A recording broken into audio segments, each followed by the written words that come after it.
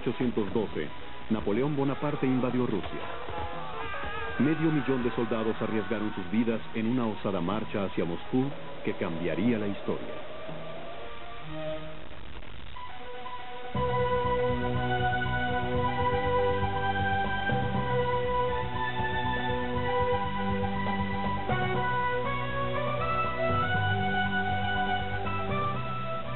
Virajes decisivos de la historia.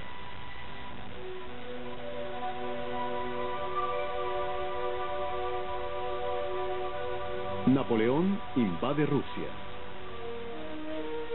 En 1800, Napoleón Bonaparte, un joven y brillante general, asombró a Europa con su talento para la guerra. Napoleón fue hijo de un abogado corso y renació de las cenizas de la Revolución para convertirse en el máximo dirigente de Francia. A la edad de 35 años, se declaró a sí mismo emperador de ese país. En 1804, su poderoso ejército imperial salió de París para rápidamente conquistar un vasto imperio que solo a él obedecería. Napoleón fue un soldado de nervios de acero e instinto de apostador en sus arriesgadas tácticas militares. Nadie podía derrotarlo. Soñaba con formar su propio imperio europeo con un solo gobierno, una sola moneda y un código civil que protegiera los derechos del hombre común. Cuando su sueño se hizo realidad, deseó abolir a las familias reales de Europa y sus poderes hereditarios.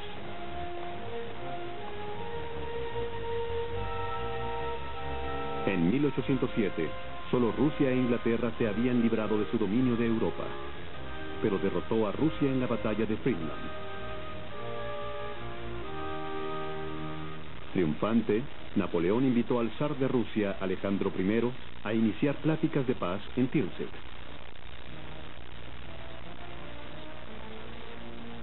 Estaba ansioso por impresionar a Alejandro y para su primera reunión mandó construir una preciosa casa flotante en el río Niemen.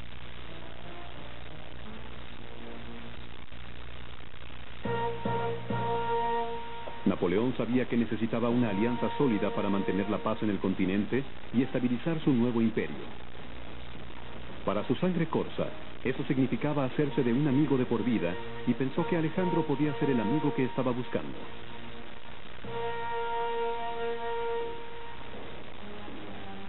Alejandro era un atractivo aristócrata que a sus 30 años era ya un sutil diplomático cuyos liberales puntos de vista lo habían convertido en un popular líder. Como zar de todas las Rusias, gobernaba el enorme imperio del Este. Durante el transcurso de las negociaciones, Napoleón le explicó por qué necesitaba de su ayuda.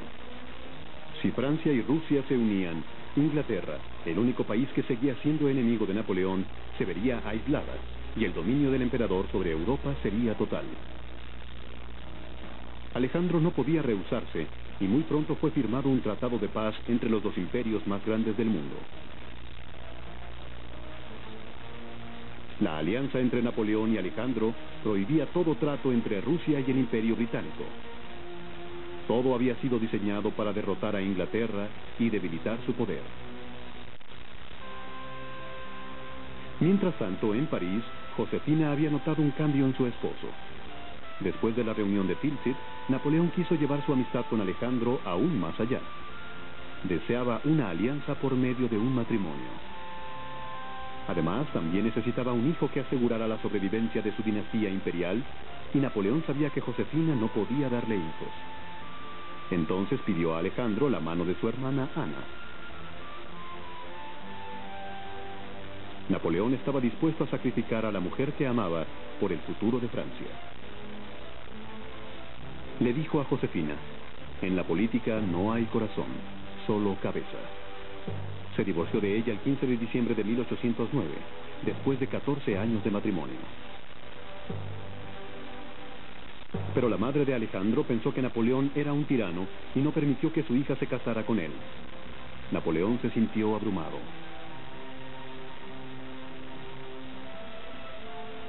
Cuatro meses después, se casó con María Luisa, hija del emperador de Austria. Esta unión le proporcionó lo que tanto anhelaba: su hijo y heredero, Francisco José. La alianza franco-rusa duró solo 3 años. Cuando Rusia cayó en la bancarrota, Alejandro se vio obligado a entablar relaciones con Inglaterra, la enemiga perenne de Francia. Napoleón, para quien la amistad lo significaba todo, se sintió traicionado.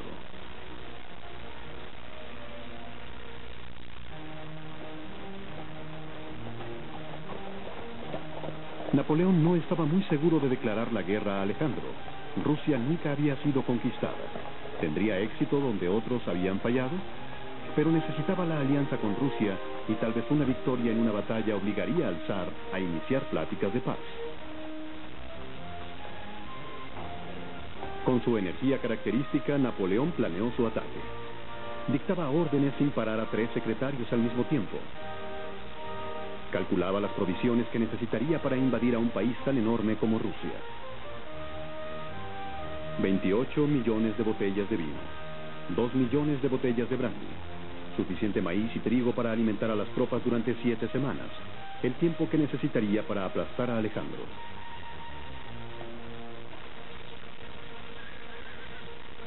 Para mayo de 1812, Napoleón había reclutado a 500.000 ansiosos soldados. Era uno de los ejércitos más grandes que el mundo hubiera visto, y escasamente la mitad de él eran franceses.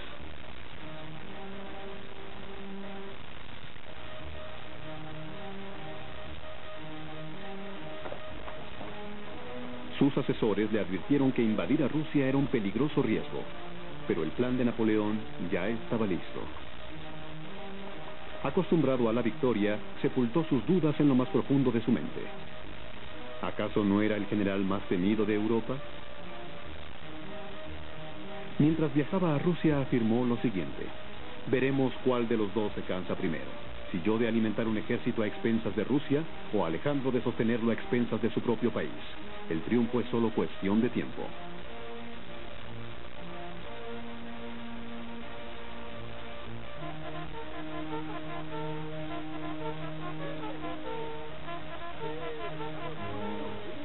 El 24 de junio de 1812, Napoleón inició su invasión a Rusia.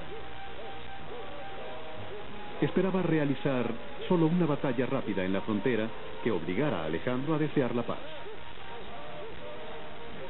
Pensaba estar en casa antes de que terminara el verano, pero las tropas de Alejandro no se veían por ningún lado. Se habían dividido en 2 grandes grupos y evitaban a Napoleón.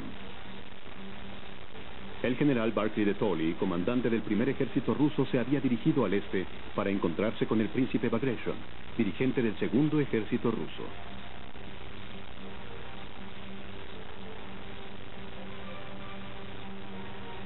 Napoleón lo persiguió, ansioso de iniciar la batalla decisiva. Pero de Tolly, rehusándose a pelear, obligó a los franceses a adentrarse en Rusia. Napoleón nunca esperó ir tan lejos. Después de 4 semanas de marcha, su ejército se encontraba a 450 kilómetros de las fronteras. Las provisiones empezaban a escasear y las águilas de Napoleón empezaban a convertirse en buitres.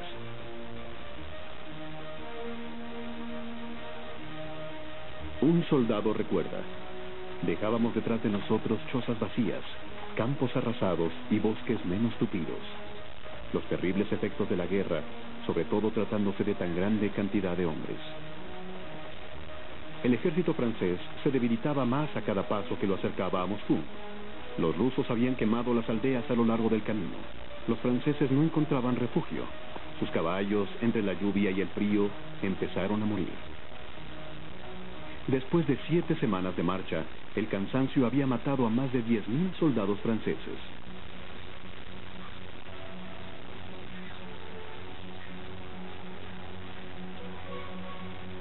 Los ejércitos rusos finalmente los condujeron a Smolensk y se prepararon a luchar contra los debilitados hombres de Napoleón.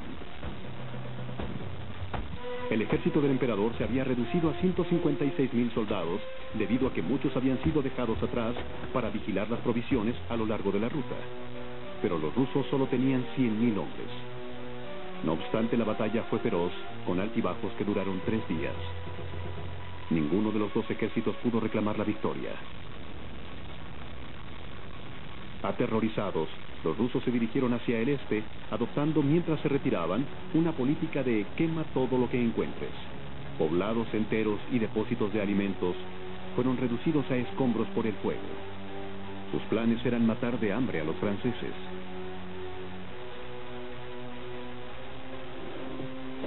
Napoleón se sentía cada vez más frustrado. Mientras perseguía a los rusos rumbo al este, su ejército se exponía a un peligro más grande. Pero regresar a París habría significado la derrota. Moscú estaba a solo 2 semanas de marcha. Seguramente si tomaba la gran capital de Rusia, Alejandro habría firmado la paz. Nacido para arriesgarse, Napoleón decidió seguir adelante. Alejandro se había retirado de Moscú y se encontraba en San Petersburgo. Se enfrentaba a un desastre. La cobarde retirada de sus tropas había tenido un efecto devastador sobre la moral de sus hombres. El ejército tenía que quedarse a defender Moscú. Despidió al incompetente Barclay de Tolly y lo reemplazó con el general Kutuzov. Kutuzov era un astuto veterano de 77 años. Rápidamente contuvo la huida e instó a las tropas rusas a detenerse a pelear. Eligió el poblado de Borodino para su batalla en defensa de Moscú. Esta era la oportunidad que Napoleón había estado esperando. Una batalla formal en la que podría vencer. La llegada de una foto de su pequeño hijo lo alegró. Afirmó a su guardia: si mi hijo tuviera 15 años, estaría aquí en persona.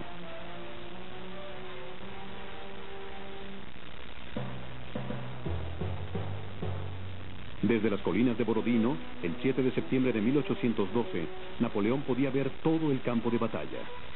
Sus generales estaban en sus lugares. Más de 130.000 de sus mejores hombres se enfrentaban a 120.000 rusos. En ese momento lo único que podía hacer era mirar y esperar mientras se decidía el destino de Europa.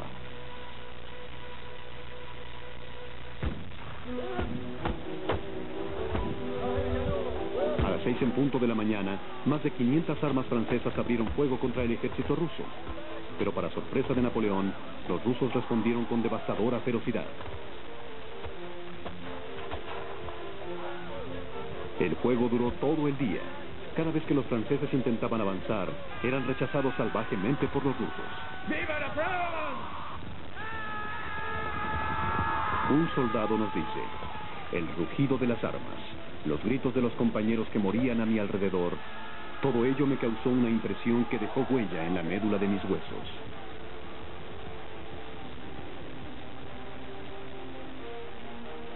Al principiar la noche, la batalla empezó a decrecer. Un oficial escribió: toda la llanura sembrada de cadáveres y desechos invitaba a hacer del campo de Borodino una visión infernal.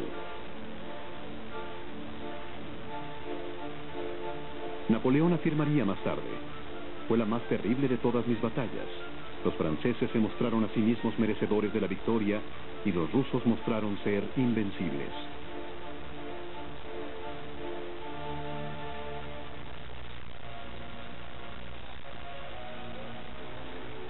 Los franceses estaban horrorizados por sus pérdidas. Más de 30.000 soldados y 35.000 caballos habían muerto. Habían logrado quedarse con el campo de batalla, pero no había sido la victoria que Napoleón necesitaba.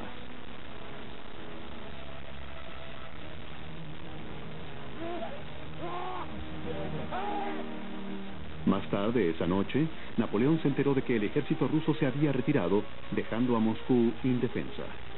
Ahora su única opción era ocupar la ciudad y obligar a Alejandro a hacer las paces. Después de 3 meses de marcha, Napoleón se encontraba a 100 kilómetros del trono imperial de Rusia.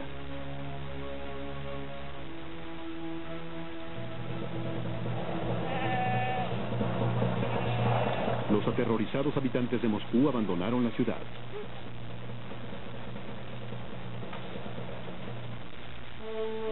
El 14 de septiembre de 1812, Napoleón pudo ver las orillas de Moscú. Las cúpulas doradas de los ricos palacios brillaban frente a él.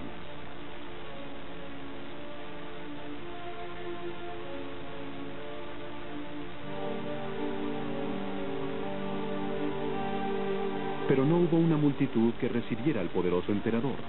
Napoleón se sintió molesto y decepcionado. Nadie se acercó a darle las llaves de la ciudad ni a decirle una palabra de paz de parte de Alejandro.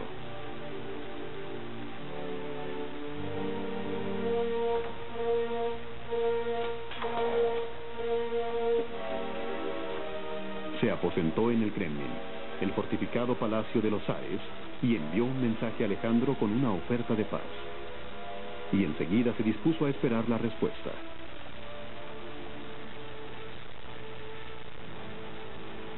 La primera noche, Napoleón fue despertado urgentemente por sus guardias. Había estallado un gran incendio en Moscú. Los franceses descubrieron que los rusos, al huir, habían abierto las cárceles para que escaparan los convictos. Estos, armados con pistolas y pólvora, habían prendido fuego a Moscú. Un combatiente nos dice: caminábamos por una tierra en llamas, bajo un cielo en llamas, entre paredes en llamas. Durante varios días, la ciudad ardió.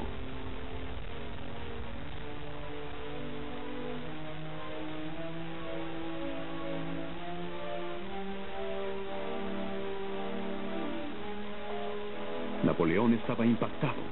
Los rusos habían destruido su propia ciudad capital. Y no se sabía nada del zar. Napoleón había estado convencido de que él y Alejandro todavía podían ser aliados, pero por primera vez empezaba a tener dudas.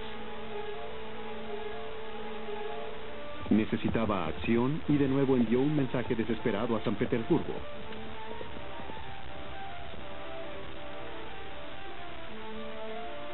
Pero Alejandro no estaba dispuesto a hacer las paces. Sabía que muy pronto, las grandes distancias y el implacable invierno ruso aniquilarían a los franceses más efectivamente que el ejército ruso. Sabía que la paciencia lo llevaría a la victoria.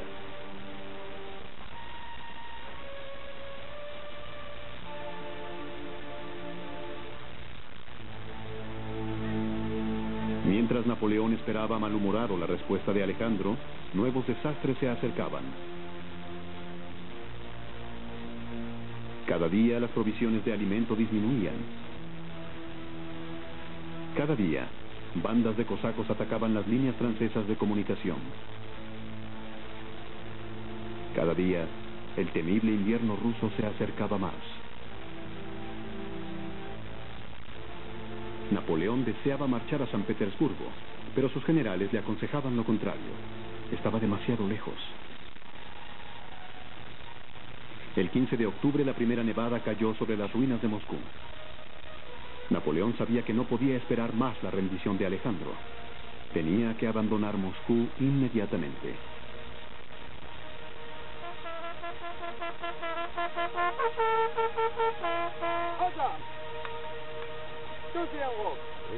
Después de solo 5 semanas de ocupación, el gran ejército de Napoleón se vio obligado a dejar Moscú sin un tratado de paz. Un soldado nos dice: parecíamos uno de esos ejércitos de la antigüedad regresando con esclavos y despojos después de un gran saqueo. Inicialmente, Napoleón se dirigió hacia las tierras más cálidas del suroeste, pero los rusos lo empujaron de regreso hacia Borodino.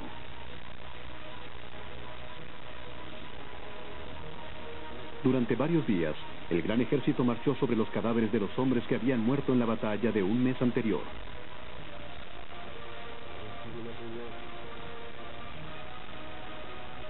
Ahora, azotados por la pertinaz aguanieve, el ejército se retiraba a través de campos devastados. No había dónde refugiarse de los crueles elementos. Sus magras provisiones no lograban aliviar el hambre que atormentaba a todos por igual. Y luego llegó la nieve.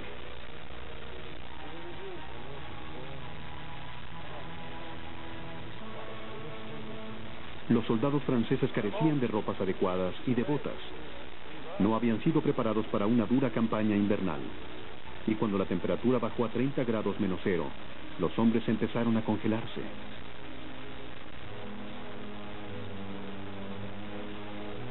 Era el momento que Alejandro esperaba. El ejército ruso se lanzó contra Napoleón sediento de venganza. El invierno ruso había cerrado su regreso a casa. El camino era de hielo sólido. Helados hasta los huesos, las tropas de Napoleón se dirigieron hacia el oeste a través de una vasta llanura de nieve. Estaban a más de 3.000 kilómetros de París. Un soldado escribió en su diario: los hombres caminaban a duras penas. Sus miembros gradualmente se congelan. Caen, se levantan, tropiezan. Algunos muestran sus dedos desnudos entre sus zapatos rotos, primero púrpuras, luego azules y por fin negros. Los franceses abandonaban sus armas, destrozándolas para que los rusos no pudieran utilizarlas. El precioso botín de Moscú fue arrojado a un dique. Y mientras el ejército se arrastraba hacia el oeste, los pocos caballos que quedaban servían de alimento a los hambrientos soldados. Mientras tanto, los ejércitos de Alejandro se cerraban sobre los franceses como las mandíbulas de una trampa para osos. Planeaban cortar la retirada de Napoleón en el río Beresina.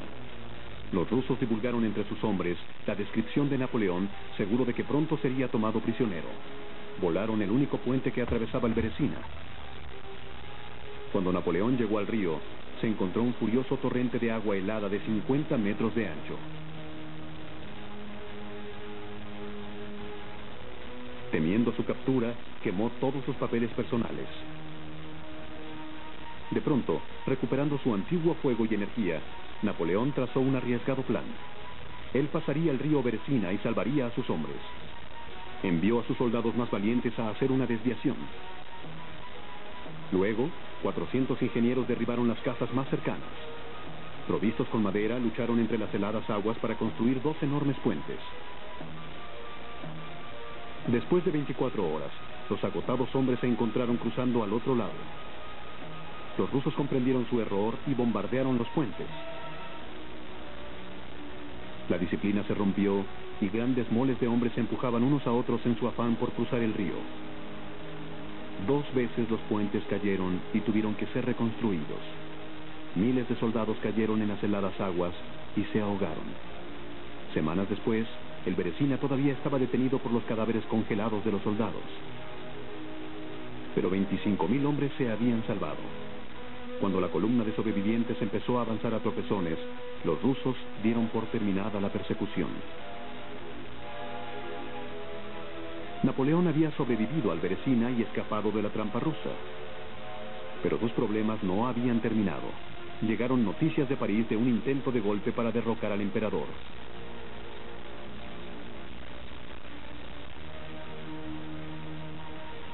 Sus generales le aconsejaron partir hacia Francia inmediatamente. Se preparó para la jornada de 1.900 kilómetros. Sabía que debía llegar a París antes de que la noticia de su desastrosa campaña se esparciera por toda Europa. 4 meses después, 25.000 de los 500.000 efectivos del gran ejército regresaban de Rusia.